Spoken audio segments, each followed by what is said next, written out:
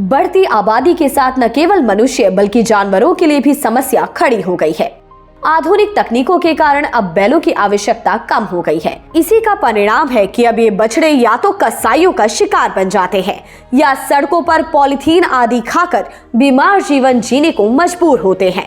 सड़कों पर इनकी बढ़ती संख्या से सड़क दुर्घटनाएं भी बहुत अधिक बढ़ गई हैं। इस समस्या को रोकने के लिए झांसी के 3 कृषि वैज्ञानिकों ने समाधान निकाल लिया है। रानी लक्ष्मीबाई केंद्रीय कृषि विश्वविद्यालय के कृषि वैज्ञानिक इस समस्या के समाधान के लिए वर्षों से प्रयास कर रहे हैं। वैज्ञानिक कहते हैं कि यदि किसानों को बछड़े की आवश्यकता नहीं है तो वे अपने मवेशियों के लिए सेक्स सॉर्टेड सीमेन तकनीक का प्रयोग कर सकते हैं। इस तकनीक की यह विशेषता है कि इससे अधिकतर बछिया ही पैदा होती है, जिनसे किसानों को लाभ होगा। किसानों को एक समूह बनाकर कम्युनिटी चारागाह भी तैयार करना चाहिए, जिससे पशुओं को चारा खाने के लिए एक जगह मिल जाएगी और वे सड़कों पर नहीं जाएंगे।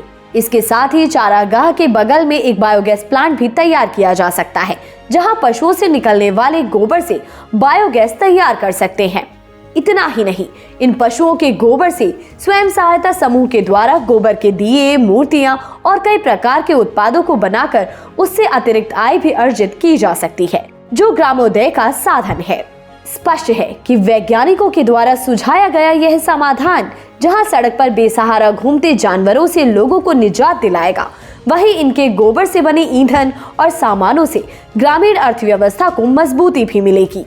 हमारे पूर्वजों ने गौवंश को ग्रामीण अर्थव्यवस्था का अंग बनाया था, जिससे पर्यावरण को भी नुकसान न हो और जानवरों की अच्छी देखभाल भी हो सके, साथ ही किसानों को लाभ भी होता था।